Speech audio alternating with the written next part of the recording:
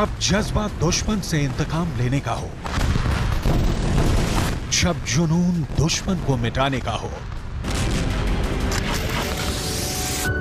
और जब जिद लड़ाई जीतने की हो,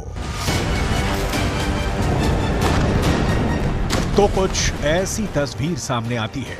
हर तरफ तबाही, बर्बादी और विनाश नजर आता है। इजरायल की तरफ से साफ कर दिया गया है कि इस बार वो हमास का खात्मा करके ही रुकेगा।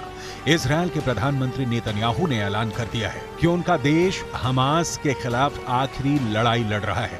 मतलब साफ है, इजरायल हमास के संपूर्ण विनाश की तैयारी में है। אני פה עם הלוחמים של גולני, הם באים מכל חלקי הארץ, הם לחמו כמו אריות, אם ילחמו כמו אריות, אתם מוכנים להמשך? כן! אנחנו הולכים לנצח בכל העוצמה, אתם מוכנים? כן! כל עם ישראל עומד מאחוריכם, ואנחנו ניתן את המכה הקשה לאויבים שלנו, כדי שנשיג ניצחון לניצחון. מוכנים? כן! עד הניצחון! היידה! एक तरफ नेतन्याहू हमास पर संपूर्ण विजय की बात कर रहे हैं, वहीं दूसरी तरफ उनके दावे पर सवाल भी उठ रहे हैं। सवाल यह है कि आखिर जंग के लिए इतना गोला बारूद कहां से आएगा?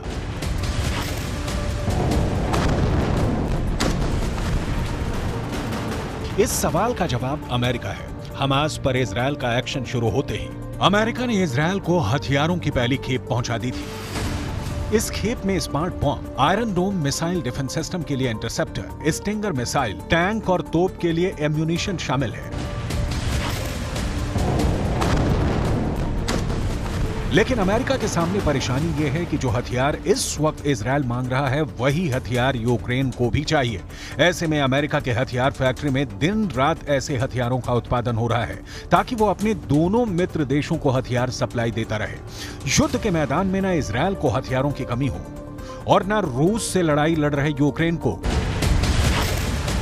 युद्ध के लिए ये दोनों देश पूरी तरह से अमेरिका पर आत्मनिर्भर हैं।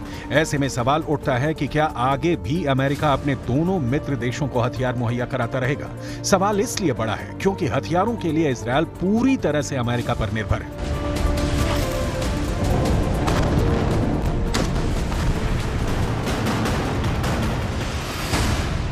इजरायल अपनी रक्षा जरूरत का 81.8% अमेरिका से लेता है, 15.3% जर्मनी, 2.6% इटली, 0.1% फ्रांस और 0.2% कनाडा से इंपोर्ट करता है।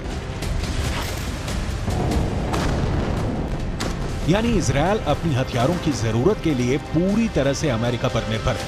इसलिए अमेरिकी रक्षा कंपनियों के लिए हमास इजरायल की जंग मुनाफा कमाने का बड़ा मौका है। लेकिन डिमांड इतनी ज्यादा है कि अमेरिकी कंपनियां इसे पूरा नहीं कर पा रही हैं। अमेरिका इस वक्त 3 मोर्चों पर फंसा हुआ है: इजरायल हमास जंग, रूस यूक्रेन जंग और साथ ही अमेरिका को चीन की बढ़ती आक्रामकता की भी चिंता है। ऐसे में अमेरिका की परेशानी यह है कि वो हथियारों की सप्लाई कैसे बढ़ाए, क्योंकि अमेरिका इस दुनिया में सबसे ज्यादा हथियार सप्लाई करने वाला देश बन चुका है। अमेरिका के हथियारों की डिमांड सबसे ज्यादा उसके मित्र देशों में है। पूरी दुनिया में पिछले साल मिलिट्री खर्च $2.2 ट्रिलियन रहा है, जबकि दुनिया के देशों को हथियारों के निर्यात में अमेरिका की हिस्सेदारी 45% के करीब है। रूस यूक्रेन जंग शुरू होने के बाद अमेरिका लगातार यूक्रेन को हथियारों की सप्लाई कर रहा है। युद्ध शुरू होने के बाद अमेरिका ने यूक्रेन के लिए अलग से बजट भी जारी किया है ताकि यूक्रेन के पास युद्ध लड़ने के लिए हथियारों की कमी ना हो सके। अमेरिका अब तक यूक्रेन को $44 अरब के हथियार दे चुका है। जनवरी 2023 में अमेरिका ने यूक्रेन को $155 मिलियन के करीब 3 लाख तोप के गोले भेजे हैं। 2022 में अमेरिका ने यूक्रेन को 10 लाख तोप के गोले दिए थे। यूक्रेन हथियारों के लिए पूरी तरह अमेरिका और नेटो के भरोसे है। अमेरिका और नेटो के दूसरे देश यूक्रेन की जरूरत पूरी नहीं कर पा रहे हैं। इसी बीच इजरायल का संकट सामने आ गया है। अमेरिका और इजरायल के बीच 2016 में डिफेंस इक्विपमेंट खरीदने के लिए $38 बिलियन की डील हुई थी। दोनों देशों ने $5 बिलियन के मिसाइल डिफेंस सिस्टम के समझौते पर भी साइन किया था। इस समझौते के तहत अमेरिका से इजरायल को हथियारों की सप्लाई होनी थी। अगस्त 2023 में इजरायल ने अमेरिकी कंपनी अल्बिट सिस्टम नाम को $155 मिलियन के 10 लाख गोले का ऑर्डर दिया था।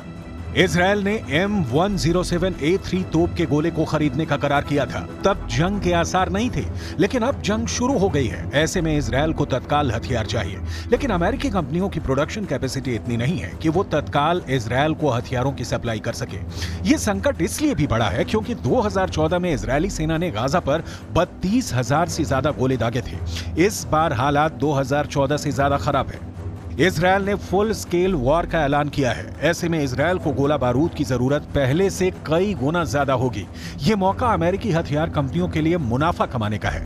लेकिन संकट यह है कि अमेरिका पहले ही यूक्रेन रूस फ्रंट पर फंसा हुआ है। ऐसे में इजरायल का मोर्चा खुलने के बाद अमेरिकी कंपनियां हथियार तो दिन रात तैयार कर रही हैं, लेकिन ये अभी भी डिमांड से कम है। यही वजह है कि इजरायल भी इस वक्त हर कदम बेहद सावधानी के साथ उठा रहा है।